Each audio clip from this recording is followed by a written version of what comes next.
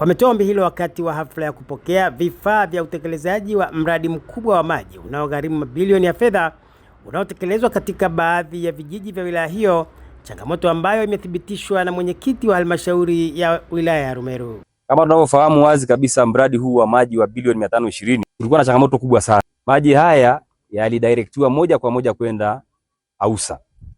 Maana yake wananchi wetu wa Arumeru Magharibi ilikuwa hatufaidiki kabisa maji haya. Ukitizama kwamba vyanzo vingi vinatoka kwenye jimbo hili, ikiwemo kata ya Kimnyaki na sehemu zingine nyingi. Naamini rais wetu ni msikivu sana. Naamini serikali yetu ni msikivu sana. Kuna changamoto kubwa ya maji ukanda ule wa juu kule, kwa maana Odonyo Sambu na upande wa Odonyo Wasi. Na changamoto ya maji yenye fluoride. Maana yake tunaamini kwa sauti yako Mheshimiwa Mbunge tutafanikiwa kufikisha maji haya masafi kufika kule Odonyo Wasi na upande wa Odonyo Sambu ambao wana shida kubwa sana ya maji ya fluoride. Tunaomba sana mradi uzidi kupanuka. Akijibu hoja za wananchi hao, mbunge wa Arumeru Magharibi Dr. Yohanes Lukumai amesema serikali imejipanga kuhakikisha wananchi wote wanapata maji safi na salama, akisisitiza kuwa ushirikiano wa wananchi ni muhimu ili kufanikisha miradi hiyo. Wale wananchi wa Odonyo Sambu na Odonyo Wasi, mnajua wote wataseka kwa miaka mingi kwa maji ya fluoride.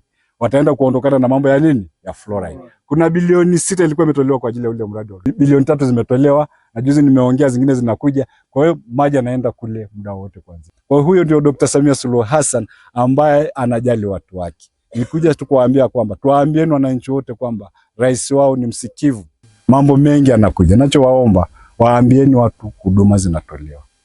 Waambieni watu rais wao anawapenda. Waambieni watu viongozi wanawapenda. Rai yangu ndio hiyo kwa wananchi. Madiwani, tukae karibu na wananchi.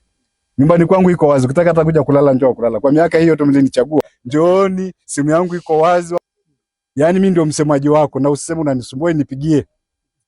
Kwa sababu mlinichagua kwa ajili ya kuhakikisha matatizo ya wananchi nafanya nini? Naenda kuyapunguza. Na mimi ndio kazi yangu, sina kazi nyingine kwa sasa hivi.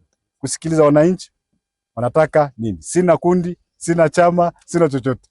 Nina nani? Wananchi wapate huduma. Msimamizi wa miradi hiyo kutoka mamlaka ya maji safi na usafi wa mazingira jijini Arusha AUSA amesema utekelezaji wa miradi hiyo unaendelea vizuri, huku baadhi ya maeneo tayari yakianza kupata huduma. Na mradi unaendelea mpaka sasa, tumeshalaza mabomba ya kilomita 8.5 ambayo nyongeza yake ndo kama hii tunayoiona hapa ya kilomita 4.5. Kwa hiyo mradi bado unaendelea.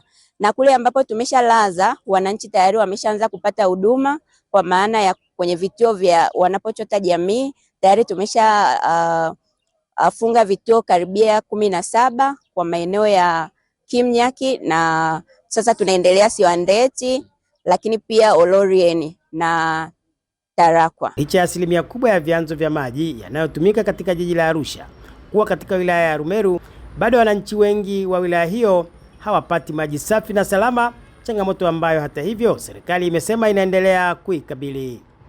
Ni sehemu ya jitihada zinazolenga kuhakikisha kwamba utatuzi wa tatizo la maji unapatikana. Kutoka hapa katika kijiji cha Siwandeti kilichopo kata ya Kiranyi, wilaya ya Arumeru mkoani Arusha, mimi ni Asiraji Mvungi wa ITV.